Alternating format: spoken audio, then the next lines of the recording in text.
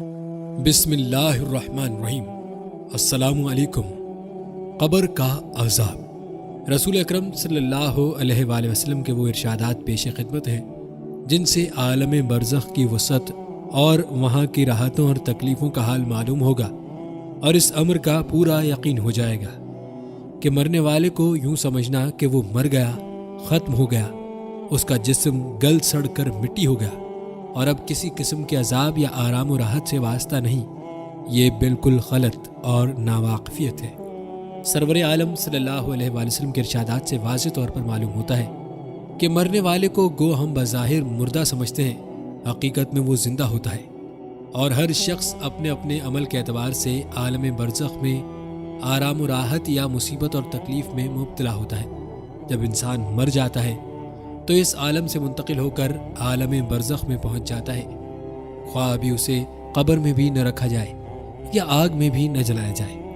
اس میں سمجھ اور شعور ہوتا ہے اور عذاب کے دکھ، درد اور آرام و راحت کو محسوس کرتا ہے۔ رسول اللہ صلی اللہ علیہ وآلہ وسلم نے فرمایا کہ جب لاش چارپائی وغیرہ پر رکھ دی جاتی ہے اور اس کے بعد قبرستان لے جانے کے لیے لوگ اسے اٹھاتے ہیں، اگر وہ نیک تھا تو کہتا ہے کہ مجھے جلد لے چلو، اور اگر وہ نیک نہ تھا تو گھر والوں سے کہتا ہے ہائے میری بربادی، مجھے کہاں لے جاتے ہو۔ پھر فرمایا کہ انسان کے سوا ہر چیز اس کی آواز سنتی ہے، اگر انسان اس کی آواز سن لے تو ضرور بے ہوش ہو جائے۔ چونکہ عام انسان اپنے مردوں کو دفن کیا کرتے ہیں، اس لیے احادیث شریف میں برزخ کی راحت یا عذاب کے بارے میں قبر ہی کے لفظ آتے ہیں، لیکن اس کا یہ مطلب نہیں کہ جن انسانوں کو دفن نہیں کیا جاتا بلکہ آگ کی نذر کر دیے جاتے ہیں یا پانی میں بہا دیے جاتے ہیں، وہ برزخ میں زندہ نہیں رہتے اور عذاب و ثواب سے انہیں کوئی واسطہ نہیں پڑتا۔ حالانکہ یہ نہیں بلکہ عذاب اور ثواب کا تعلق روح سے ہے، اور یہ بات بھی یاد رہے کہ اللہ تعالیٰ جلے ہوئے ذروں کو بھی جمع کر کے عذاب اور ثواب دینے پر قادر ہے۔ جیسا کہ حدیث شریف میں وارد ہے کہ پہلے زمانے میں ایک شخص نے بہت زیادہ گناہ کیے۔ جب وہ مرنے لگا تو اس نے اپنے بیٹوں کو وصیت کی کہ جب میں مر جاؤں تو مجھے جلا دینا اور میری راکھ کو آدھی خشکی میں اڑا دینا اور آدھی سمندر میں بہا دینا۔ یہ وصیت کر کے اس نے کہا اگر خدا مجھ پر قادر ہو گیا اور اس نے اس کے باوجود بھی مجھے زندہ کر لیا تو مجھے ضرور بالضرور زبردست عذاب دے گا جو میرے علاوہ سارے جہانوں میں سے اور کسی کو نہ دے گا۔ جب وہ مر گیا تو اس کے بیٹوں نے ایسا ہی کیا جیسا کہ اس نے وصیت کی تھی۔ پھر اللہ تعالیٰ نے سمندر کو حکم دیا کہ اس شخص کے جسم کے صالح ذروں کو جمع کر دے۔ سمندر نے اپنے اندر کے سارے ذروں کو جمع کر دیا، اور اسی طرح خشکی کو حکم دیا، اس نے بھی اس شخص کے جسم کے سارے ذروں کو جمع کر دیا۔ سارے ذرے جمع فرما کر اللہ جل شانہ نے اسے زندہ فرما دیا کہ تو نے ایسی وصیت کیوں کی؟ اس نے عرض کیا اے میرے پروردگار، تیرے ڈر سے میں نے ایسا کیا اور آپ خوب جانتے ہیں۔ اس پر اللہ تعالیٰ نے اسے بخش دیا۔ حضرت براء بن عازب رضی اللہ تعالیٰ عنہ فرماتے ہیں ہم رسول اللہ صلی اللہ علیہ وآلہ وسلم کے ساتھ ایک انصاری کی میت کے ہمراہ قبرستان گئے۔ جب قبر تک پہنچے تو دیکھا کہ قبر کھودی جا رہی ہے اور قبر کی تیاری میں دیر ہے۔ اس وجہ سے نبی کریم صلی اللہ علیہ وآلہ وسلم بیٹھ گئے اور ہم بھی آپ کے آس پاس بادب بیٹھ گئے، اور اتنے ساکت جیسے ہمارے سروں پر پرندے بیٹھے۔ رسول اللہ صلی اللہ علیہ وآلہ وسلم کے ہاتھ مبارک میں ایک لکڑی تھی جس سے وہ زمین گریز رہے تھے جیسے کوئی غمگین کیا کرتا ہے۔ آپ نے سر مبارک اٹھا کر فرمایا کہ قبر کے عذاب سے پناہ مانگو۔ 2 یا 3 مرتبہ یہی فرمایا۔ پھر فرمایا کہ جب مومن بندہ دنیا سے جانے اور آخرت کا رخ کرنے کو ہوتا ہے تو اس کی طرف آسمان سے فرشتے اترتے ہیں جن کے سفید چہرے سورج کی طرح روشن ہوتے ہیں، ان کے ساتھ جنتی کفن ہوتا ہے اور جنت کی خوشبو ہوتی ہے۔ یہ فرشتے اس قدر ہوتے ہیں کہ جہاں اس کی نظر پہنچے وہاں تک بیٹھ جاتے ہیں۔ پھر ملک الموت تشریف لاتے ہیں، حتیٰ کہ اس کے سر کے پاس بیٹھ جاتے ہیں اور فرماتے ہیں اے پاکیزہ روح، اللہ کی مغفرت اور اس کی رضامندی کی طرف نکل کر چل۔ چنانچہ اس کی روح اس طرح سہولت سے نکل آتی ہے جیسے مشکیزے میں سے قطرہ بہتا ہوا باہر آ جاتا ہے۔ پس اسے حضرت ملک الموت علیہ السلام اپنے ہاتھ میں لے لیتے ہیں۔ ان کے ہاتھ میں لیتے ہی دوسرے فرشتے جو دور تک بیٹھے ہوتے ہیں پل بھر بھی ان کے ہاتھ سے نہیں چھوڑتے، حتیٰ کہ اسے لے کر جنتی کفن اور جنتی خوشبو میں رکھ کر آسمان کی طرف چل دیتے ہیں۔ इस खुशबू के मुतल्लिक इरशाद फरमाया कि ज़मीन पर जो कभी उम्दा से उम्दा खुशबू मश्क की हो सकती है, उस जैसी वो खुशबू होती है। फिर फरमाया कि इस रूह को लेकर फरिश्ते आसमान की तरफ चढ़ने लगते हैं और फरिश्तों की जिस जमात पर भी उनका गुजर होता है वो कहते हैं कि ये कौन पाकीज़ा रूह है। वो उसका अच्छे से अच्छा नाम लेकर जवाब देते हैं जिससे दुनिया में बुलाया जाता था कि फ़ुलां का बेटा फ़ुलां है। इस तरह पहले आसमान तक पहुँचते हैं और आसमान का दरवाज़ा खुलवाते हैं। चुनाचे दरवाज़ा खोल दिया जाता है और वो उस रूह को लेकर ऊपर चले जाते हैं। इसी तरह 7वें आसमान तक हर आसमान के मुक़र्रबीन दूसरे आसमान तक उसे रुखसत करते हैं। जब 7वें आसमान तक पहुँच जाते हैं तो अल्लाह ताला फरमाते हैं कि मेरे बंदे की किताब अलैन में लिख दो और उसे ज़मीन पर वापस ले जाओ, क्योंकि मैंने इंसान को ज़मीन ही से पैदा किया है और उसी में उनको लौटा दूंगा और इसी से उनको दोबारा निकालूंगा। चुनाचे उसकी रूह उसके जिस्म में वापस कर दी जाती है। इसके बाद उसके पास 2 फरिश्ते आते हैं जो आकर उसे बिठाते हैं और उससे सवाल करते हैं, तेरा रब कौन है? वो जवाब देता है, मेरा रब अल्लाह है। फिर उससे पूछते हैं कि तेरा दीन क्या है? वो जवाब देता है, मेरा दीन इस्लाम है। फिर पूछते हैं कि ये कौन साहब हैं जो तुम्हारे अंदर भेजे गए? वो कहता है कि वो अल्लाह के रसूल हैं सल्लल्लाहु अलैहि वसल्लम। फिर उससे दरियाफ्त करते हैं कि तेरा अमल क्या है? वो कहता है, मैंने अल्लाह की किताब पढ़ी तो उस पर ईमान लाया और उसकी तस्दीक की। उसके बाद एक मनादी आसमान से आवाज़ देता है जो अल्लाह का मनादी होता है कि मेरे बंदे ने सच कहा। सो उसके लिए जन्नत के बिछोले बिछा दिए जाते हैं और जन्नती कपड़े उसे पहना दिए जाते हैं और जन्नत की तरफ एक दरवाज़ा खोल दिया जाता है जिसके ज़रिए जन्नत की खुशबूदार हवा आती रहती है और उसकी कब्र इतनी कुशादा कर दी जाती है जहाँ तक उसकी नज़र पहुँचे और उसके पास निहायत खूबसूरत चेहरे वाला, बेहतरीन लिबास वाला और पाकीज़ा खुशबू वाला एक शख्स आकर कहता है कि खुशी की चीज़ों की बिशारत सुन ले, ये तेरा वो दिन है जिसका तुझसे वादा किया जाता था। वो कहता है कि तुम कौन हो? तुम्हारा चेहरा वाकई इस लायक है कि अच्छी खबर लाई। वो कहता है कि मैं तेरा अमल सालिहा हूँ।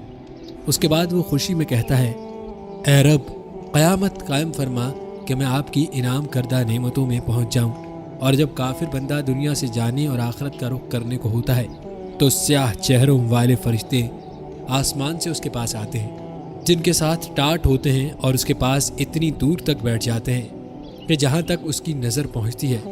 फिर मलकुल मौत तशरीफ़ लाते हैं हत्ता कि उसके सर के पास बैठ जाते हैं। फिर कहते हैं कि ए खबीस, अल्लाह की नाराज़गी की तरफ निकल। मलकुल मौत का ये फरमान सुनकर रूह उसके जिस्म में इधर उधर भागी फिरती है, लिहाजा मलकुल मौत उसकी रूह को जिस्म से इस तरह निकालते हैं जैसे बोटियां भूलने की सीख भीगे हुए ओवन से साफ की जाती है। यानी काफिर की रूह को जिस्म से ज़बरदस्ती इस तरह निकालते हैं जैसे भीगा हुआ ऊन कांटेदार सीख पर लिपटा हुआ हो और उसको जोर से खींचा जाए। फिर उसकी रूह मलकुल मौत अपने हाथ में ले लेते हैं और उनके हाथ में लेते ही दूसरे फरिश्ते उसको फौरन झपट लेते हैं। पल झपकने के बराबर भी उनके पास नहीं छोड़ते, हत्ता कि फौरन उनसे लेकर उसको टाटू में लपेट देते हैं जो उनके पास होते हैं और उन टाटू में से ऐसी बदबू आती है जैसे कभी किसी बदतरीन सड़े हुए मुर्दा लाश से रुए ज़मीन पर बदबू फूटती है। वो फरिश्ते लेकर आसमान की तरफ चढ़ते हैं और फरिश्तों की जिस जमात पर भी पहुंचते हैं वो कहते हैं, ये कौन खबीस रूह है? वो उसका बुरे से बुरा नाम लेकर कहते हैं जिससे वो दुनिया में बुलाया जाता था कि फ़ुलां का बेटा फ़ुलां है। हत्ता कि वो उसे लेकर पहले आसमान तक पहुंचते हैं और दरवाज़ा खुलवाना चाहते हैं मगर उसके लिए दरवाज़ा नहीं खोला जाता। जैसा कि अल्लाह ताला ने फरमाया, उनके लिए आसमान के दरवाजे न खोले जाएंगे और न वो कभी जन्नत में दाखिल होंगे जब तक ऊंट सुई के नाके में न चला जाए। ऊंट सुई के नाके में जा नहीं सकता, लिहाजा वो भी जन्नत में नहीं जा सकते। फिर अल्लाह ताला फरमाते हैं कि उसकी किताबें सजेन में लिख दो जो सबसे नीची ज़मीन में है। चुनाचे उसकी रूह सजेन की तरफ वहीं से फेंक दी जाती है। फिर हुजूर सल्लल्लाहु अलैहि वसल्लम ने आयत तिलावत फरमाई जिसका तर्जुमा है, और जो शख्स अल्लाह के साथ शिर्क करता है गोया वो आसमान से गिर पड़ा, फिर दरिंदों ने उसकी बूटियां नोच ली या उसको हवाले दूर दराज जगह पर ले जाकर फेंक दिया। फिर उसकी रूह उसके जिस्म में लौटा दी जाती है और उसके पास 2 फरिश्ते आते हैं और उसे बिठाकर पूछते हैं, तेरा रब कौन है? वो कहता है, हाय हाय, मुझे नहीं मालूम। फिर उससे दरियाफ्त करते हैं कि तेरा दीन क्या है? हाय, मुझे पता नहीं। फिर उससे दरियाफ्त करते हैं कि ये शख्स कौन है जो तुम्हारे अंदर भेजे गए? वो कहता है, ہائے ہائے، مجھے کچھ پتہ نہیں۔ جب یہ سوال و جواب ہو چکے ہوتے ہیں تو آسمان سے ایک منادی آواز دیتا ہے کہ اس نے جھوٹ کہا، اس کے نیچے آگ بچھا دو اور اس کے لیے دوزخ کا دروازہ کھول دو۔ چنانچہ دروازہ کھول دیا جاتا ہے۔ دوزخ کی تپش اور سخت گرم لو آتی رہتی ہے اور قبر اس پر تنگ کر دی جاتی ہے، حتیٰ کہ اس کی پسلیاں بھیج کر آپس میں ادھر کی ادھر ہو جاتی ہیں، اور اس کے پاس ایک شخص آتا ہے جو بدصورت اور خراب کپڑے پہنے ہوئے، جس کے جسم سے بہت بری بدبو آتی ہے۔ وہ شخص اس سے کہتا ہے کہ مصیبت کی خبر سن لے، یہ وہ دن ہے جس کا تجھ سے وعدہ کیا جاتا ہے۔ وہ کہتا ہے تو کون ہے؟ واقعی تیری صورت اسی لائق ہے کہ تو بری خبر سنائے۔ وہ کہتا ہے کہ میں تیرا برا عمل ہوں اور آگے تیرے اوپر ایسا عذاب ہونے والا ہے۔ یہ سن کر وہ اس ڈر سے کہ قیامت میں یہاں سے زیادہ عذاب میں گرفتار ہوں گا، پھر یوں کہتا ہے کہ اے رب، قیامت قائم نہ کر۔ قبر میں مومن کا بے خوف ہونا اور اس کے سامنے جنت پیش ہونا۔ حضرت ابو ہریرہ رضی اللہ تعالیٰ عنہ فرماتے ہیں کہ رسول اللہ صلی اللہ علیہ وآلہ وسلم نے ارشاد فرمایا کہ بلا شبہ مردہ اپنی قبر میں پہنچ کر بے خوف اور با اطمینان بیٹھتا ہے، پھر اس سے سوال کیا جاتا ہے کہ تو دنیا میں کس مذہب پر تھا؟ وہ جواب دیتا ہے کہ میں اسلام پر تھا۔ پھر اس سے سوال ہوتا ہے کہ تیرے عقیدے میں یہ کون ہے جو تمہاری طرف بھیجے گئے؟ وہ جواب دیتا ہے کہ وہ محمد رسول اللہ صلی اللہ علیہ وآلہ وسلم ہے، جو ہمارے پاس اللہ کے پاس سے کھلے کھلے معجزے لے کر آئے، سو ہم نے ان کی تصدیق کی۔ پھر اس سے پوچھا جاتا ہے کیا تو نے اللہ کو دیکھا ہے؟ وہ جواب دیتا ہے کہ دنیا میں اللہ تعالیٰ کو میں کیسے دیکھ لیتا؟ دنیا میں کوئی آدمی اسے نہیں دیکھ سکتا۔ پھر اس کے سامنے دوزخ کی طرف ایک روشن دان کھولا جاتا ہے، جس کے ذریعے وہ دوزخ کو دیکھتا ہے کہ آگ کے انگارے آپس میں ایک دوسرے کو کھائے جاتے ہیں۔ جب وہ دوزخ کا منظر دیکھ لیتا ہے تو اس سے کہتے ہیں کہ دیکھ اللہ نے تجھے کس مصیبت سے بچایا۔ پھر اس کے سامنے جنت کی طرف ایک روشن دان کھولا جاتا ہے، جس کے ذریعے وہ جنت کی رونق اور جنت کی دوسری چیزیں دیکھ لیتا ہے۔ پھر اس سے کہا جاتا ہے کہ یہ جنت تیرا ٹھکانہ ہے، تو ایمان یقین پر زندہ رہا اور یقین ہی پر تجھے موت آئی، اور اسی پر تو قیامت کے روز قبر سے اٹھے گا انشاءاللہ تعالی۔ پھر فرمایا اور نافرمان آدمی خوفزدہ اور گھبرایا ہوا اپنی قبر میں بیٹھتا ہے۔ اس سے سوال ہوتا ہے کہ تو دنیا میں کس حال میں تھا؟ وہ جواب دیتا ہے مجھے پتہ نہیں۔ پھر اس سے حضور نبی کریم صلی اللہ علیہ وسلم کے متعلق سوال ہوتا ہے کہ تیرے عقیدے میں یہ کون ہے جو تمہاری طرف بھیجے گئے ہیں؟ وہ کہتا ہے اس بارے میں بھی وہی کہوں گا جو اور لوگوں نے کہا۔ پھر اس کے سامنے جنت کی طرف ایک روشن دان کھولا جاتا ہے، جس کے ذریعے اس کی رونق اور اس کے اندر کی دوسری چیزیں دیکھ لیتا ہے۔ پھر اس سے کہا جاتا ہے دیکھ تو نے خدا کی نافرمانی کی، خدا نے تجھے کس نعمت سے محروم رکھا۔ پھر اس کے سامنے دوزخ کی طرف ایک روشن دان کھولا جاتا ہے، جس کے ذریعے وہ دوزخ کو دیکھ لیتا ہے کہ آگ کے انگارے ایک دوسرے کو کھائے جاتے ہیں۔ پھر اس سے کہا جاتا ہے یہ تیرا ٹھکانہ ہے، تو شک ہی پر زندہ رہا اور شک ہی پر تجھے موت آئی، اور انشاءاللہ قیامت کو بھی تو اسی شک پر اٹھے گا۔ مومن سے فرشتوں کا کہنا کہ دلہن کی طرح سو جا، اور منافق اور کافر کو زمین کا بھیجنا۔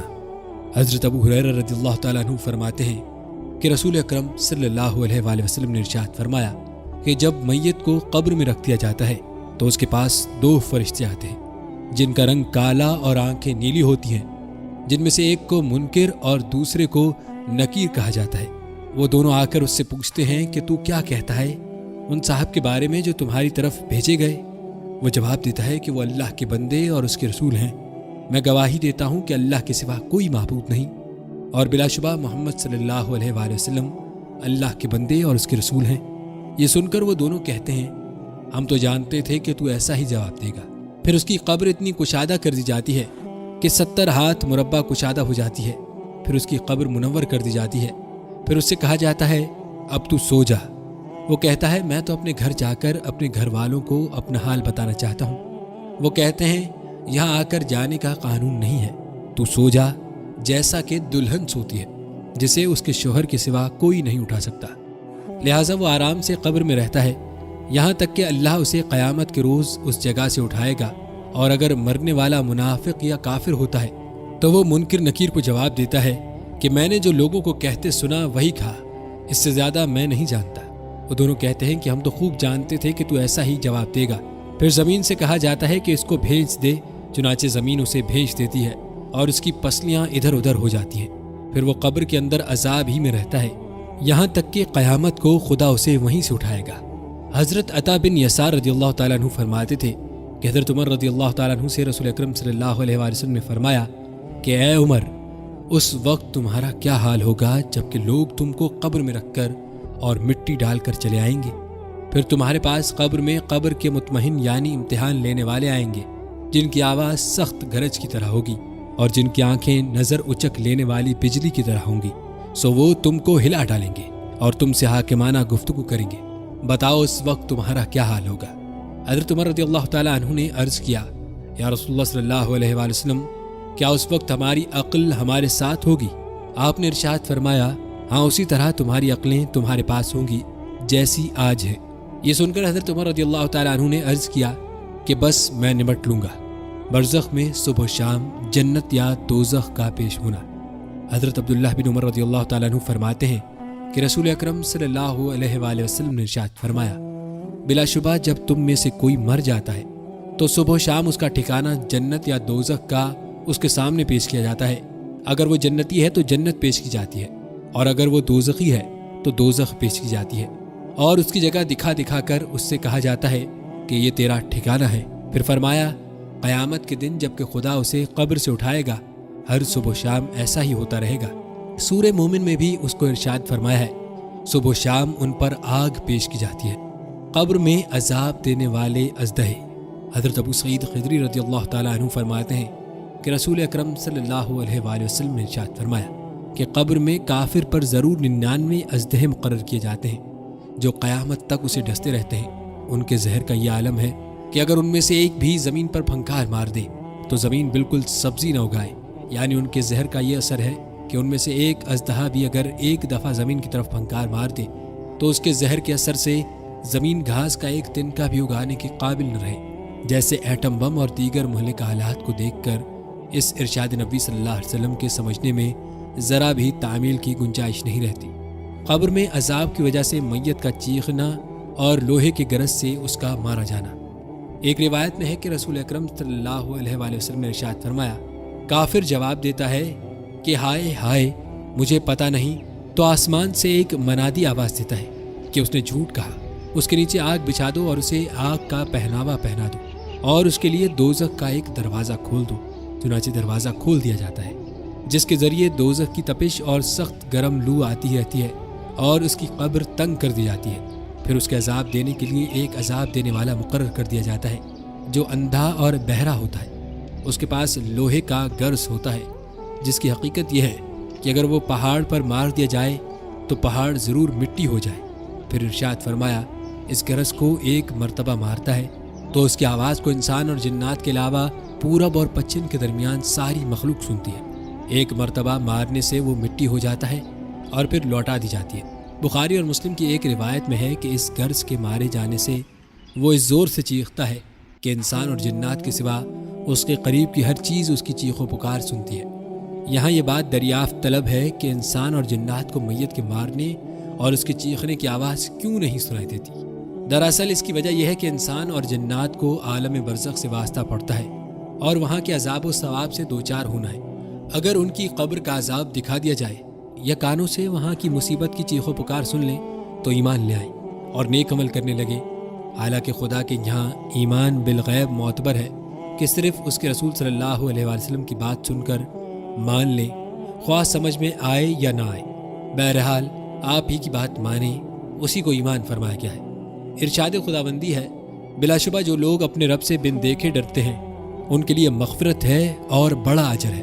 اگر دوزخ اور جنت اور برزخ کے حالات آنکھوں سے دکھا دیے جائیں مگر خدا کے یہاں آنکھوں سے دیکھے ہوئے پر ایمان لانے کا اعتبار نہیں ہے، اسی وجہ سے مرتے وقت ایمان معتبر نہیں ہے، کیونکہ اس وقت عذاب کے فرشتے نظر آ جاتے ہیں۔ فرعون کے بارے میں قرآن حکیم میں ارشاد فرمایا گیا ہے جس کا ترجمہ ہے، حتیٰ کہ جب وہ ڈوبنے لگا تو اس نے کہا، میں ایمان لایا اس پر کہ اس کے سوا کوئی معبود نہیں جس پر بنی اسرائیل ایمان لاتے ہیں، اور میں مسلمانوں میں سے ہوں، مگر اس کے اس وقت کے اقرار نے اس کو نہیں بچایا اور دنیا و آخرت کا عذاب اس نے چکھ لیا، سو اللہ نے اس کو دنیا و آخرت کے عذاب میں پکڑ لیا۔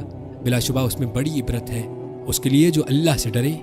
حضرت زید بن ثابت رضی اللہ تعالیٰ عنہ فرماتے ہیں کہ رسول اکرم صلی اللہ علیہ وآلہ وسلم ایک مرتبہ اپنے خچر پر سوار ہو کر قبیلہ بنو نجار کے ایک باغ میں تشریف لے جا رہے تھے اور ہم بھی آپ کے ساتھ تھے کہ اچانک آپ کا خچر بدک گیا اور ایسا بدکا کہ قریب تھا آپ کو نیچے گرا دے۔ وہیں 5 یا 6 قبریں تھیں، ان کے بارے میں رسول اکرم صلی اللہ علیہ وآلہ وسلم نے دریافت کیا۔ فرمایا کہ ان قبروں کو کون پہچانتا ہے؟ ایک شخص نے عرض کیا میں پہچانتا ہوں۔ آپ صلی اللہ علیہ وآلہ وسلم نے اس سے دریافت فرمایا کہ کب مرے تھے؟ اس نے کہا کہ زمانہ شرک میں مرے تھے۔ آپ نے ارشاد فرمایا کہ انسان کو قبروں میں عذاب دیا جاتا ہے، سو اگر مجھے ڈر نہ ہوتا کہ تم آپس میں دفن کرنا چھوڑ دو گے تو خدا سے ضرور دعا کرتا تم کو بھی اس قبر کے عذاب کا کچھ حصہ سنا دے جسے میں سن رہا ہوں۔ بخاری اور مسلم کی ایک روایت میں ہے کہ حضرت ابن عباس رضی اللہ تعالیٰ عنہ سے مروی ہے کہ رسول خدا صلی اللہ علیہ وآلہ وسلم کا 2 قبروں پر گزر ہوا تو آپ نے ارشاد فرمایا ان کو عذاب ہو رہا ہے اور کسی بڑے گناہ کے سبب گناہ نہیں ہو رہا بلکہ ایسی معمولی باتوں پر جن سے بچ سکتے تھے۔ پھر آپ نے دونوں کے گناہوں کی تفصیل بتائی کہ ان دونوں میں ایک پیشاب کرنے میں پردہ نہیں کرتا تھا اور ایک روایت میں ہے کہ پیشاب سے نہ بچتا تھا اور یہ دوسرا چغلی کرتا پھرتا تھا۔ پھر آپ نے ایک تل ٹہنی منگوا کر بیچ میں سے اس کو چیر کر آدھی اس قبر پر گاڑ دی اور آدھی دوسری قبر پر۔ صحابہ نے عرض کیا یا رسول اللہ صلی اللہ علیہ وآلہ وسلم آپ نے ایسا کیوں کیا؟ آپ نے ارشاد فرمایا کہ شاید ان دونوں کا عذاب ان کے سوکھنے تک ہلکا کر دیا جائے، یعنی ان کی تسبیح کی برکت سے۔ بخاری شریف میں ایک طویل روایت ہے جس میں رسول اکرم صلی اللہ علیہ وآلہ وسلم کا ایک خواب روایت کیا گیا ہے جس میں عالم برزخ کے خاص عذابوں کا ذکر ہے۔ آپ نے فرمایا میں نے آج رات خواب دیکھا ہے کہ 2 شخص میرے پاس آئے اور میرا ہاتھ پکڑ کر مجھ کو ایک مقدس زمین کی طرف لے چلے۔ دیکھتا کیا ہوں کہ ایک شخص بیٹھا ہوا ہے اور دوسرا کھڑا ہوا ہے اور اس کے ہاتھ میں لوہے کا زنبور ہے، اس بیٹھے ہوئے کے کلے کو چیر رہا ہے یہاں تک کہ گدی تک جا پہنچا۔ پھر دوسرے کلے کے ساتھ بھی یہی معاملہ کرتا ہے اور وہ کلہ اس کا درست ہو جاتا ہے، وہ پھر اس پہلے کے ساتھ ایسا ہی کرتا ہے۔ میں نے پوچھا یہ کیا بات ہے؟ وہ دونوں شخص بولے آگے چلو۔ ہم آگے چلے یہاں تک کہ ایک شخص پر گزر ہوا جو لیٹا ہوا ہے اور اس کے سر پر ایک شخص بھاری پتھر لیے کھڑا ہے، اس سے اس کا سر نہایت زور سے پھوڑتا ہے۔ جب وہ پتھر اس کے سر پر دے مارتا ہے پتھر لڑک کر دور جا گرتا ہے۔ جب وہ اس کو اٹھانے کے لیے جاتا ہے تو ابھی تک لوٹ کر اس کے پاس آنے نہیں پاتا کہ اس کا سر اچھا خاصا جیسا تھا ویسا ہی ہو جاتا ہے اور پھر اس کو اسی طرح پھوڑتا ہے۔ میں نے پوچھا یہ کیا ہے؟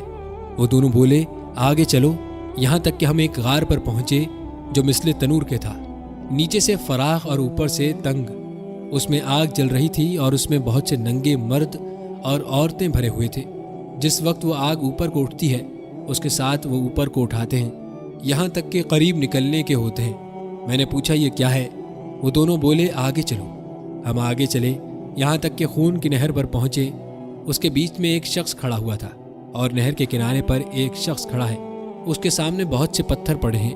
وہ نہر کے اندر والا شخص نہر کے کنارے آتا ہے، جس وقت نکلنا چاہتا ہے کنارے والا شخص اس کے منہ پہ پتھر اس زور سے مارتا ہے کہ وہ پھر اپنی اصلی جگہ پہنچتا ہے۔ پھر جب وہ بھی کنارے کی طرف آنا چاہتا ہے اسی طرح پتھر مار کر ہٹا دیتا ہے۔ میں نے پوچھا یہ کیا ہے؟ وہ دونوں بولے آگے چلو۔ ہم آگے چلے یہاں تک کہ ایک ہرے بھرے باغ میں پہنچے، اس میں ایک بڑا درخت ہے اور اس کے نیچے ایک بوڑھا آدمی اور بچے بیٹھے ہیں۔ اس درخت کے قریب ایک اور شخص بیٹھا ہوا ہے اور اس کے سامنے آگ جل رہی ہے اور وہ ڈھونک رہا ہے۔ پھر وہ دونوں مجھ کو چڑھا کر ایک درخت کے اوپر لے گئے اور ایک گھر درخت کے بیچ نہایت عمدہ تھا، اس میں مجھے لے گئے۔ میں نے ایسا گھر کبھی نہیں دیکھا، اس میں مرد، بوڑھے، جوان، عورتیں اور بچے بہت سے تھے۔ پھر اس سے باہر لا کر اور اوپر لے گئے، اس میں بوڑھے اور جوان تھے۔ میں نے ان دونوں شخصیات سے کہا کہ تم نے مجھ کو رات بھر پھرایا، اب بتاؤ کہ یہ سب کیا اسرار ہے؟ انہوں نے کہا وہ شخص جو تم نے دیکھا تھا جس کے کلے چیرے جاتے تھے وہ شخص جھوٹا ہے، جھوٹی باتیں کیا کرتا تھا اور وہ باتیں تمام جہاں میں مشہور ہو جاتی تھی، اس کے ساتھ قیامت تک یوں ہی کرتے رہیں گے۔ اور جس کا سر پھوڑتے ہوئے دیکھا وہ شخص ہے کہ اللہ تعالیٰ نے اس کو علم قرآن دیا، رات کو اس سے غافل ہو کر سو رہا اور دن کو اس پر عمل نہ کیا، قیامت تک اس کے ساتھ یہی معاملہ رہے گا۔ اور جن کو تم نے آگ کی غار میں دیکھا تھا وہ سود کھانے والا ہے۔ اور درخت کے نیچے جو بوڑھے شخص تھے وہ حضرت ابراہیم علیہ السلام تھے، اور ان کے ارد گرد جو بچے تھے وہ لوگوں کی نابالغ اولاد، اور جو آگ ڈھونک رہا تھا وہ داروغہ دوزخ، اور پہلا گھر جس میں آپ داخل ہوئے وہ عام مسلمانوں کا ہے اور یہ دوسرا گھر شہیدوں کا ہے، اور میں جبرائیل ہوں اور یہ میکائیل ہیں۔ پھر بولے سر اوپر اٹھاؤ۔ میں نے سر اوپر اٹھایا تو میرے اوپر ایک سفید بادل نظر آیا، بولے کہ یہ تمہارا گھر ہے، میں نے کہا کہ مجھ کو چھوڑ دو، میں اپنے گھر میں داخل ہوں۔ بولے ابھی تمہاری عمر باقی ہے، پوری نہیں ہوئی، اگر پوری ہو چکی ہوتی تو ابھی چلے جاتے۔ جاننا چاہیے کہ انبیاء کا خواب وہی ہوتا ہے، یہ تمام واقعات سچے ہیں۔ اس حدیث میں کئی چیزوں کا حال معلوم ہوا، اول جھوٹ کا کہ کیسی سخت سزا ہے، دوسرا عالم ہے عمل کا، تیسرا زنا کا، چوتھا سود کا۔ خدا تعالیٰ سب مسلمانوں کو ان کاموں سے محفوظ رکھے، آمین۔ عالم برزخ کی یہ سزائیں جو حضرت صلی اللہ علیہ وسلم نے دیکھی بالکل برحق اور صحیح ہیں، شک کی کوئی گنجائش نہیں ہے۔ زمین کا میت سے بات کرنا۔ حضرت ابو سعید خدری رضی اللہ تعالیٰ عنہ روایت فرماتے ہیں کہ ایک روز رسول خدا صلی اللہ علیہ وآلہ وسلم باہر تشریف لائے تو آپ نے لوگوں کو دیکھا کہ کھل کھلا کر ہنس رہے ہیں، جس کی وجہ سے ان کے دانت باہر نکلے ہوئے ہیں۔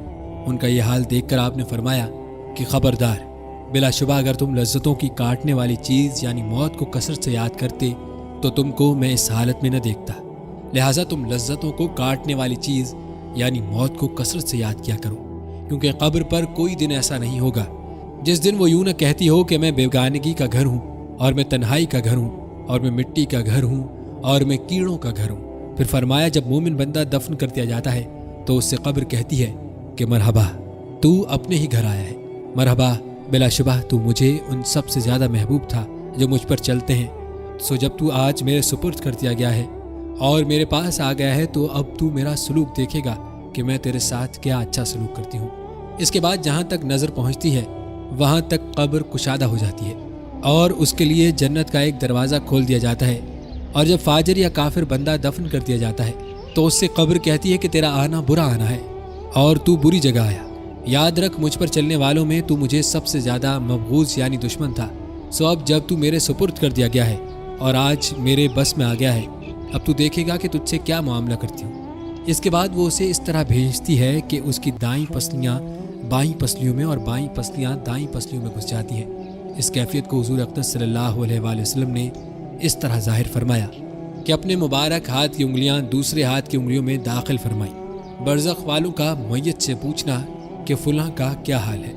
حضرت ابو ہریرہ رضی اللہ تعالیٰ عنہ روایت فرماتے ہیں کہ رسول خدا صلی اللہ علیہ وآلہ وسلم نے فرمایا کہ جب فرشتے مومن کی روح کو جب علین میں لے جاتے ہیں جہاں مومنین کی روحیں رہتی ہیں، اس کے پاس وہ پہلے پہنچی ہوئی روحیں ایسی خوش ہوتی ہیں کہ اس دنیا میں تم بھی اپنے کسی غائب کے آنے پر اتنا خوش نہیں ہوتے۔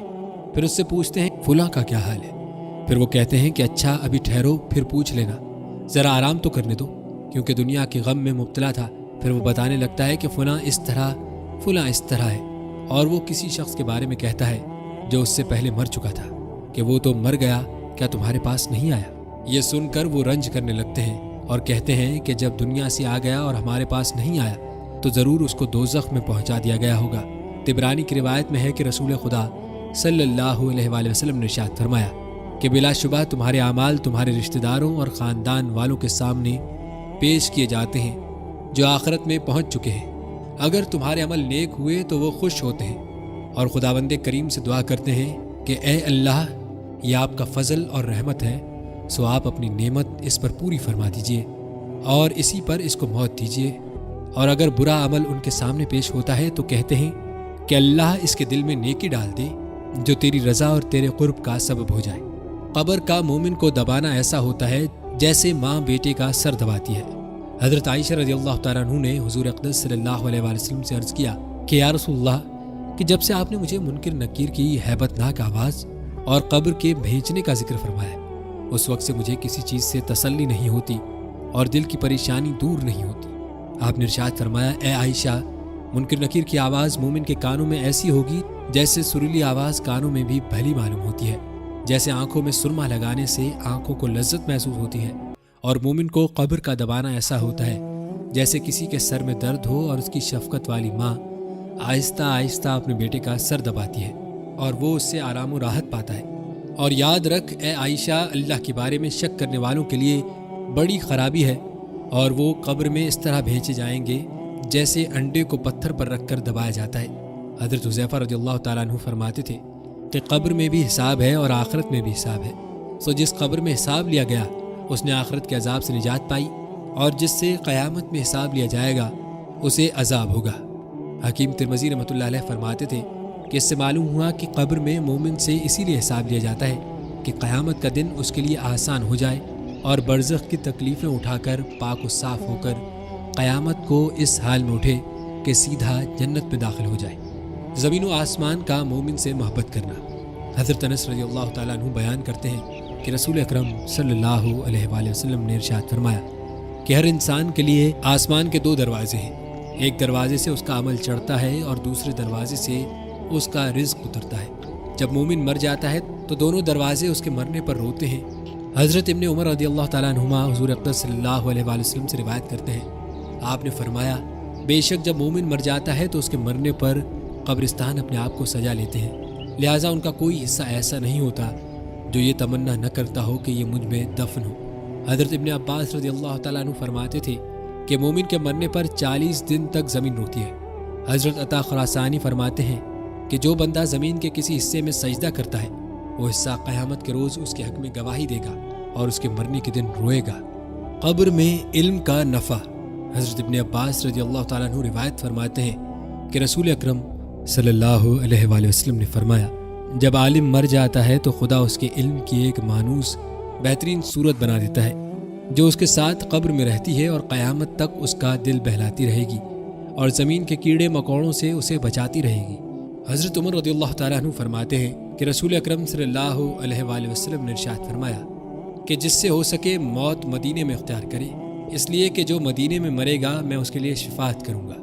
حضور اقدس صلی اللہ علیہ وآلہ وسلم کی شفاعت نصیب ہونے کے ساتھ مدینہ منورہ میں مرنے کا یہ بھی فائدہ ہے کہ وہاں حضرات صحابہ اور بڑے بڑے اولیاء اکرام مدفون ہیں، ان کے پڑوسی بھی باعث رحمت اور نفع بخش ہوتے ہیں، اور حضور اقدس صلی اللہ علیہ وآلہ وسلم سے بڑھ کر کوئی اچھا پڑوس نہیں ہو سکتا، لہٰذا برزخ میں آپ کی برکت سے مستفید ہوتا رہے گا۔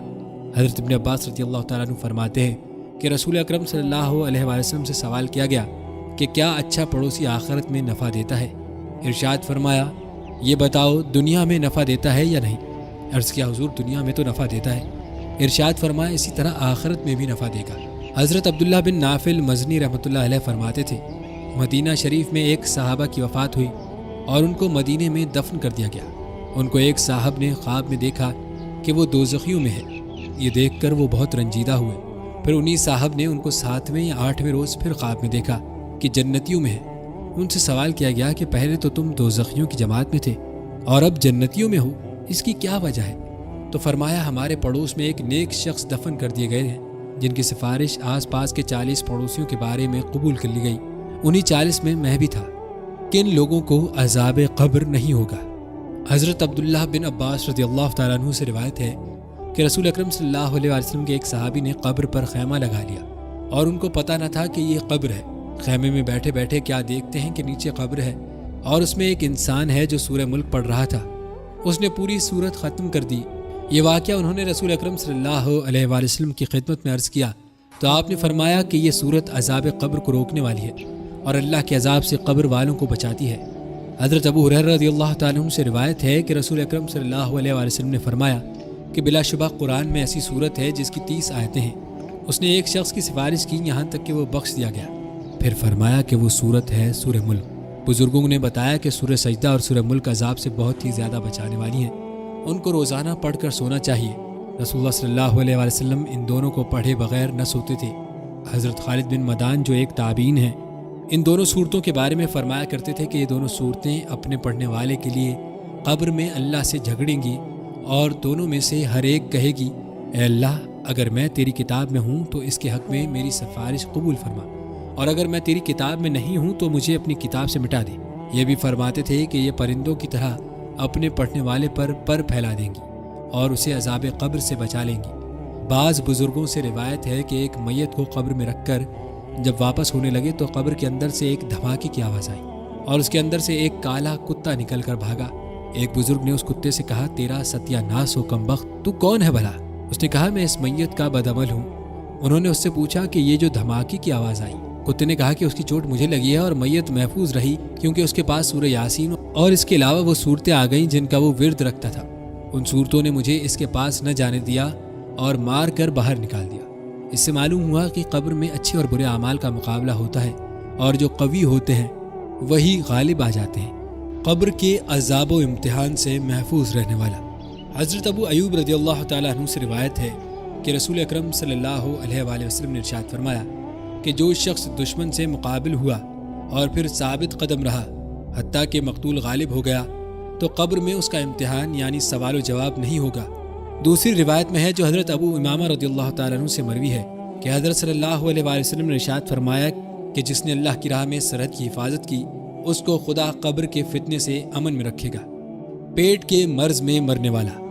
رسول اکرم صلی اللہ علیہ وآلہ وسلم نے ارشاد فرمایا کہ جس کو اس کے پیٹ کے مرض نے قتل کر دیا اس کو قبر میں عذاب نہ دیا جائے گا۔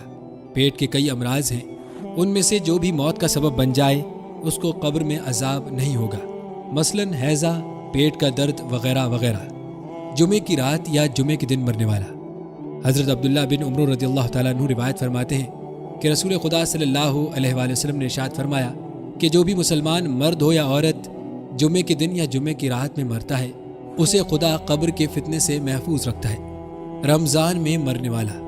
حضرت انس بن مالک رضی اللہ تعالیٰ عنہ فرماتے تھے کہ بلا شبہ رمضان کے مہینے میں مردوں سے قبر کا عذاب اٹھا لیا جاتا ہے۔ کون سے اعمال قبر کے عذاب سے بچاتے ہیں؟ حضرت ابو ہریرہ رضی اللہ تعالیٰ عنہ روایت فرماتے ہیں کہ رسول اکرم صلی اللہ علیہ وآلہ وسلم نے ارشاد فرمایا قسم ہے اس ذات کی جس کے قبضے میں میری جان ہے، بلا شبہ جب میت کو قبر میں رکھ دیا جاتا ہے تو دفن ہونے کے بعد جب لوگ واپس ہوتے ہیں ان کے جوتوں کی آواز تک وہ سنتا ہے۔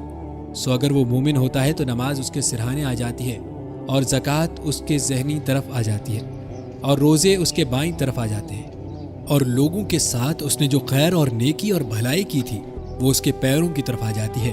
اگر اس کے سرہانے کی جانب سے عذاب آتا ہے تو نماز کہتی ہے میری طرف سے جگہ نہ ملے گی، پھر اس کی داہنی طرف سے عذاب آتا ہے تو زکوٰۃ کہتی ہے میری طرف سے جگہ نہ ملے گی، پھر بائیں طرف سے عذاب آتا ہے تو روزے کہتے ہیں ہماری جانب سے جگہ نہ ملے گی، پھر پیروں کی طرف سے عذاب آتا ہے تو امور خیر اور نیکی اور احسان کے جو کام لوگوں کے ساتھ کیے تھے وہ کہتے ہیں ہماری جانب سے جگہ نہ ملے گی، ہم تجھے اندر نہیں گھسنے دیں گے۔ نبیوں کے جسم کو قبر نہیں گلا سکتی۔ حضرت اوس بن اوس رضی اللہ تعالیٰ عنہ فرماتے ہیں کہ رسول اکرم صلی اللہ علیہ وآلہ وسلم نے ارشاد فرمایا کہ بلا شبہ تمہارے سب دنوں سے بہتر جمعے کا دن ہے۔ اسی روز حضرت آدم علیہ السلام پیدا کیے گئے اور اسی روز انہوں نے وفات پائی، اسی روز سور پھونکا جائے گا اور اسی روز سور کی آواز سن کر لوگ بے ہوش ہو جائیں گے، لہٰذا اس روز تم مجھ پر کثرت سے درود بھیجا کرو کیونکہ تمہارا درود مجھ پر پیش کیا جاتا ہے۔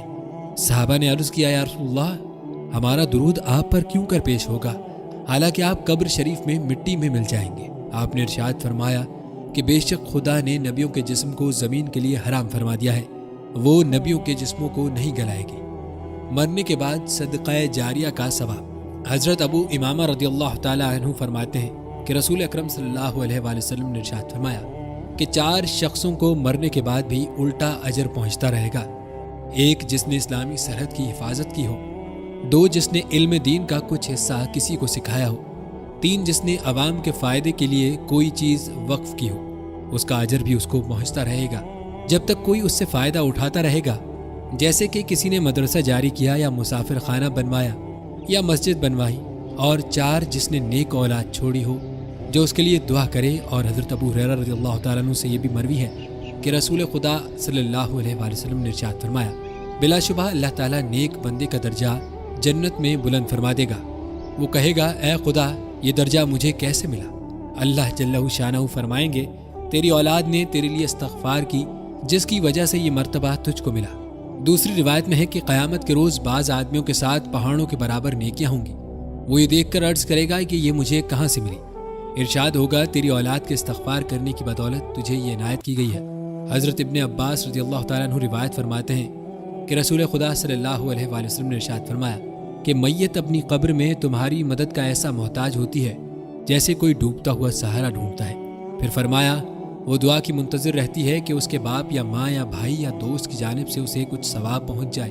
جب اسے ان میں سے کسی کی دعا پہنچتی ہے تو ساری دنیا اور جو کچھ دنیا میں ہے اس سے سب سے زیادہ اس کو وہ دعا محبوب ہوتی ہے، اور بے شک زمین والوں کی دعا سے اللہ تعالیٰ قبر والوں کو پہاڑوں کے برابر ثواب پہنچاتا ہے، اور بے شک زندوں کا ہدیہ مردوں کے لیے ان کے واسطے استغفار کرنا ہے۔ ایک میت کا کفن چور کے چانٹا مارنا۔ حضرت شیخ ابو اسحاق حضاری رحمۃ اللہ علیہ فرماتے ہیں کہ ایک آدمی میرے پاس اکثر بیٹھا کرتا تھا اور اپنا آدھا چہرہ چھپائے رکھتا تھا کہ ایک دن میں نے اس سے چہرہ چھپانے کی وجہ دریافت کی تو اس نے کہا کہ میں اس شرط پر تمہیں بتاتا ہوں کہ آپ اور کسی کو نہیں بتائیں گے۔ میں نے کہا ہاں، میں کسی سے کیوں کہوں گا؟ پھر انہوں نے اپنا واقعہ سنایا کہ میں کفن چرایا کرتا تھا۔ ایک روز ایک عورت دفن ہوئی تو میں اس کی قبر پر پہنچا اور اس کے پوٹ کی چادر کھینچ کر کفن کھینچنے لگا تو وہ مجھ سے نہیں کھینچی، لہٰذا میں نے دونوں گھٹنے زمین پر ٹیک کر اسے کھینچنا شروع کیا۔ میں کفن کو کھینچ رہا تھا کہ اچانک اس عورت نے میرے منہ پر اس زور سے چانٹا مارا کہ اس کی 5 انگلیاں ابھر آئیں۔ میں قبر کی اینٹیں اور کفن درست کر کے واپس آ گیا اور اس دن سے توبہ کر لی کہ آئندہ کفن نہیں چراؤں گا، کیونکہ اس تماچے کی انگلیاں اب تک میرے گال پر ابھری ہوئی ہیں۔ ایک بے نمازی کا واقعہ ہے کہ جب وہ مر گیا تو لوگوں نے اس کے لیے قبر کھدوائی۔ کیا دیکھتے ہیں کہ قبر میں ایک بہت بڑا سانپ ہے۔ پھر انہوں نے دوسری قبر کھدوائی تو اس میں بھی وہ سانپ نکلا۔ غرض یہ کہ اس کے لیے 30 کے قریب قبریں کھودی گئیں اور ہر ایک میں ویسے ہی سانپ نکلتا رہا۔ آخرکار یہ سمجھ کر کہ اللہ کے عذاب سے کوئی نہیں بچا سکتا، اسی سانپ کے ساتھ اسے دفن کر دیا گیا۔ شہداء سے اللہ جل شانہ کا خطاب۔ ایک مشہور تابعی روایت کرتے ہیں کہ ہم نے حضرت عبداللہ بن مسعود رضی اللہ تعالیٰ عنہ سے اس آیت کی تفسیر پوچھی۔ آیت کا ترجمہ ہے، اور جو لوگ اللہ کی راہ میں قتل کیے گئے اور ان کو مردہ مت سمجھو بلکہ زندہ ہیں، اپنے رب کے قریب ہیں، ان کو رزق ملتا ہے۔ تو حضرت عبداللہ بن مسعود رضی اللہ تعالیٰ عنہ نے فرمایا کہ ہم اس کی تفسیر رسول اکرم صلی اللہ علیہ وآلہ وسلم سے دریافت کر چکے ہیں۔ پھر فرمایا شہداء کی روحیں سبز رنگ کے پرندوں کی پوٹوں میں ہیں، ان کے لیے عرش الہی کے نیچے قندیل لٹکے ہوئے ہیں، وہ جہاں چاہیں جنت میں چلتی پھرتی ہیں، پھر ان قندیلوں میں آ کر ٹھہر جاتی ہیں۔ اللہ رب العزت نے ان سے فرمایا کہ تم جانتے ہو؟ انہوں نے عرض کیا کہ ہم کیا چاہیں، حالانکہ جہاں چاہتے ہیں جنت میں چلتے پھرتے ہیں۔ چنانچہ 3 بار خدا تعالیٰ نے ان سے یہی سوال و جواب فرمایا۔ سو جب انہوں نے یہ سمجھ لیا کہ جب تک ہم جواب نہ دیں گے سوال ہی ہوتا رہے گا، تو انہوں نے یہ عرض کیا کہ ہم یہ چاہتے ہیں کہ ہماری روحیں ہمارے جسموں میں واپس کر دی جائیں، حتیٰ کہ ہم دوبارہ تیری راہ میں قتل کر دیے جائیں۔ سو جب پروردگار عالم نے اس سے معلوم کر لیا کہ ان کو کوئی حاجت نہیں تو چھوڑ دیے گئے اور پھر ان سے سوال نہیں کیا گیا، یعنی وہاں کی کوئی چیز انہوں نے طلب نہیں کی، اور سوال کیا تو دنیا میں واپسی کا سوال کیا جو قانون کے خلاف ہے، لہٰذا پھر ان سے سوال نہ کیا گیا۔ روحوں کا سبز پرندوں کے پوٹوں میں ہونا شہداء کے ساتھ خاص بلکہ دوسرے مومنوں کی روحیں بھی ان پرندوں کی پوٹوں میں جنت کی سیر کرتی ہیں، جیسا کہ حضرت کعب ابن مالک رضی اللہ تعالیٰ عنہ کی روایت میں ہے کہ رسول خدا صلی اللہ علیہ وآلہ وسلم نے ارشاد فرمایا، ترجمہ، بلا شبہ ایمان والوں کی روحیں سبز پرندوں کے اندر ہوتی ہیں جو جنت کے درختوں سے کھاتی پیتی ہیں۔ تو برادران اسلام، قبر کے حالات، واقعات اور عذاب کے بارے میں سن کر ہم اپنی زندگی کو زیادہ سے زیادہ اعمال صالحہ پہ خرچ کریں گے، آمین۔ میں اپنے آپ اور تمام سامعین کو تقوی الہی کی نصیحت کرتا ہوں۔ فرمان باری تعالیٰ ہے، ترجمہ، انسانی زندگی کے اس سفر میں منتو اور مختلف مرحلے ہیں۔ انسان ایک عرصہ ماں کے پیٹ میں، پھر زمین کی پشت پر اور دوبارہ جی اٹھائے جانے تک زمین کے نیچے گزارتا ہے۔ یہ سفر ظاہری طور پر بہت طویل ہے، لیکن جلد ہی نمٹ جاتا ہے اور ختم ہو جاتا ہے، کیونکہ دنیا کسی بھی زندہ چیز کا مستقل ٹھکانہ نہیں ہے۔ عقل مند شخص جب دنیا کے اتار چڑھاؤ دیکھتا ہے، فنا ہوتی زندگی پر نظر دوڑاتا ہے، تو اس کے دل پر رقت اور گدازی طاری ہو جاتی ہے۔ قبر ایسی منزل ہے جہاں تک ہر مسافر نے پہنچنا ہے، اور نصیحت کے لیے قبر کا نام ہی کافی ہے۔ رسول اکرم صلی اللہ علیہ وآلہ وسلم کا فرمان ہے، بے شک قبر بھیجتی ہے، اگر کوئی قبر کے بھیجنے سے بچ پاتا تو وہ سعد بن معاذ ہوتے۔ امیر المؤمنین عثمان بن عفان رضی اللہ تعالیٰ عنہ جب قبر پر کھڑے ہوتے تو اتنے اشکبار ہو جاتے کہ آپ کی داڑھی بھی تر ہو جاتی۔ تو آپ سے کہا گیا، آپ جنت اور جہنم کو یاد کر کے تو اتنا نہیں روتے، لیکن قبر کو یاد کر کے رو دیتے ہیں؟ تو انہوں نے کہا کہ میں نے رسول اکرم صلی اللہ علیہ وآلہ وسلم سے سنا تھا کہ قبر آخرت کی پہلی منزل ہے، اگر اس سے کوئی بچ گیا تو اس کے بعد والے مرحلے آسان ہیں، اور اگر اسی سے نجات نہ پا سکا تو اس کے بعد والے مرحلے بہت شدید ہوں گے۔ سیدنا عثمان نے مزید یہ بھی کہا کہ آپ صلی اللہ علیہ وآلہ وسلم کا یہ بھی فرمان ہے، اللہ کی قسم، میں جتنا بھی خوفناک منظر دیکھ لوں لیکن قبر کا منظر اس سے بھی زیادہ دہشتناک ہوگا۔ اور آخرت پر ایمان لانے کا مطلب یہ ہے کہ قبر کی حقیقت پر بھی ایمان ہو، نیک لوگوں کو قبر میں ملنے والی نعمتوں پر ایمان ہو، اور اہل معصیت میں سے عذاب کے مستحقین کے لیے عذاب ملنے کا ایمان بھی ہو۔ آپ صلی اللہ علیہ وآلہ وسلم کا فرمان ہے کہ اگر یہ خدشہ نہ ہوتا کہ تم مردوں کو دفن کرنا ہی چھوڑ دو گے تو میں اللہ سے دعا کرتا کہ تمہیں وہ عذاب قبر سنوا دے جو میں سنتا ہوں۔ اصول عبرت کے لیے قبرستان جانا سنت اور عبادت ہے۔ قبرستان جانے والے کو اپنے آباء اور اجداد کی یاد آتی ہے، اور اسے یقین ہو جاتا ہے کہ وہ بھی انہی کی طرح قبر میں جانے والا ہے، اور وہاں اس سے بھی سوالات ہوں گے۔ رسول اکرم صلی اللہ علیہ وآلہ وسلم کا فرمان ہے، قبرستان جایا کرو، بے شک یہ تمہیں آخرت یاد دلاتے ہیں۔ جس وقت انسان کو قبر میں دفن کر دیا جاتا ہے اور اس کے اہل خانہ سامان وغیرہ کے ساتھ واپس ہو جاتے ہیں تو مردے سے ملاقات کے لیے سب سے پہلے 2 فرشتے امتحان کی غرض سے آتے ہیں۔ رسول اکرم صلی اللہ علیہ وسلم کا فرمان ہے، بے شک میت کو جب قبر میں رکھا جاتا ہے تو وہ واپس جاتے ہوئے لوگوں کی جوتیوں کی آواز سنتا ہے۔ اگر میت مومن ہو تو نماز اس کے سر کے پاس کھڑی ہو جاتی ہے، روزہ دائیں جانب کھڑا ہو جاتا ہے، زکوٰۃ بائیں جانب، اور صدقہ دعا سمیت لوگوں کا تعاون وغیرہ جیسے رفاہی کام اس کے پاؤں کی جانب کھڑے ہو جاتے ہیں۔ پھر میت کے سر کی جانب سے آنے کی کوشش کی جاتی ہے، لیکن نماز کہتی ہے میری طرف سے داخلہ ممکن نہیں۔ پھر دائیں جانب سے آنے کی کوشش کی جاتی ہے تو روزہ کہتا ہے میری جانب سے داخلہ ممکن نہیں۔ تو میت بیٹھ جاتی ہے اور اسے سورج کا منظر ایسے دکھائی دیتا ہے کہ وہ غروب ہو رہا ہے۔ اسے کہا جاتا ہے کہ تمہاری طرف جو شخص آیا تھا اس کے بارے میں تم کیا کہتے ہو اور تم اس کے بارے میں کیا گواہی دیتے ہو؟ تو وہ کہتا ہے کہ مجھے چھوڑ دو، میں نماز پڑھ لوں۔ تو وہ کہتے ہیں تم پڑھ لو گے، پہلے ہمیں ہمارے سوال کا جواب دو، تمہاری طرف یہ جو شخص آیا تھا اس کے بارے میں تم کیا کہتے ہو اور تم اس کے بارے میں کیا گواہی دیتے ہو؟ تو وہ کہتا ہے وہ محمد ہیں اور میں گواہی دیتا ہوں کہ وہ اللہ کے رسول ہیں، آپ اللہ کی جانب سے حق لے کر آئے۔ اس پر فرشتے کہتے ہیں تم ساری زندگی اسی پر قائم رہے اور اسی پر تمہاری وفات ہوئی، انشاءاللہ اسی پر تمہیں اٹھایا جائے گا۔ پھر اس کے لیے جنت کے دروازوں میں سے ایک دروازہ کھول دیا جاتا ہے اور کہا جاتا ہے کہ یہ جنت میں تمہاری جگہ ہے اور وہ کچھ ہے جو اللہ نے تیرے لیے تیار کیا ہے۔ تو وہ بہت زیادہ خوشی اور مسرت محسوس کرتا ہے۔ پھر اس کے لیے جہنم کا ایک دروازہ کھول کر کہا جاتا ہے اگر تم اللہ کی نافرمانی کرتے تو یہ جہنم میں تمہاری جگہ اور وہ کچھ ہے جو اللہ نے تیرے لیے تیار کر رکھا تھا۔ تو وہ بہت زیادہ خوشی اور مسرت محسوس کرتا ہے۔ پھر اس کے لیے قبر کو 70 ہاتھ تک فراخ کر دیا جاتا ہے، قبر کو منور کر دیا جاتا ہے اور اس کا جسم ویسے ہی لوٹا دیا جاتا ہے جیسے وہ شروع میں تھا۔ اس کی روح کو پاکیزہ پرندوں میں شامل کر دیا جاتا ہے، یہ پرندے جنت کے درختوں میں رہتے ہیں، یہی اللہ تعالیٰ کے فرمان کا مطلب ہے۔ ترجمہ: اللہ تعالیٰ ایمان لانے والوں کو قول ثابت کے ذریعے دنیا اور آخرت کی زندگی میں ثابت قدم بناتا ہے۔ اس کے برعکس جب کافر کے سر کی جانب سے آنے کی کوشش کی جاتی ہے تو کوئی چیز مانے نہیں ہوتی، پھر دائیں جانب سے اس کے پاس آیا جاتا ہے تو کوئی چیز رکاوٹ نہیں بنتی، پھر بائیں جانب سے آیا جاتا ہے تو کوئی چیز رکاوٹ نہیں آتی، پھر قدموں کی جانب سے آیا جاتا ہے تو کچھ رکاوٹ نہیں ہوتی، پھر اس سے کہا جاتا ہے کہ اٹھ کر بیٹھو تو وہ رعب اور دہشت گردی کی حالت میں اٹھ کر بیٹھ جاتا ہے۔ اسے کہا جاتا ہے تمہارے ہاں یہ جو شخص تھا اس کے بارے میں تم کیا کہتے ہو اور تم اس کے بارے میں کیا گواہی دیتے ہو؟ تو وہ کہتا ہے کہ کون سا شخص؟ اسے اس کا نام بھی معلوم نہیں ہوتا۔ تو اسے بتلایا جاتا ہے کہ محمد کے بارے میں، تو وہ کہتا ہے مجھے نہیں معلوم، میں تو وہی کہہ دیتا تھا جو لوگوں کو کہتے سنا تھا۔ تو اسے کہا جائے گا تم نے اپنی زندگی اسی طرح گزاری اور اسی پر تمہیں موت آئی اور اسی پر تمہیں انشاءاللہ اٹھایا جائے گا۔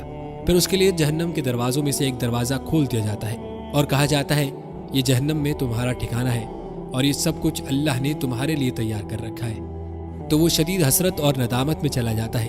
پھر اس کے لیے جنت کے دروازوں میں سے ایک دروازہ کھول کر اسے کہا جاتا ہے اگر تم اللہ کی اطاعت کرتے تو یہ تمہارا ٹھکانہ ہوتا اور اللہ تعالیٰ نے تمہارے لیے یہ کچھ تیار کر رکھا تھا۔ اس سے اس کی حسرت اور ندامت مزید بڑھ جائے گی اور پھر قبر تنگ ہونا شروع ہو جائے گی، یہاں تک کہ اس کی پسلیاں آپس میں داخل ہو جائیں گی، اور یہی وہ تنگ زندگی ہے جس کے بارے میں اللہ تعالیٰ نے فرمایا۔ ترجمہ: اور جو میرے ذکر سے اعراض کرے تو اس کے لیے تنگ زندگی ہے اور ہم اسے روز قیامت اندھا کر کے اٹھائیں گے۔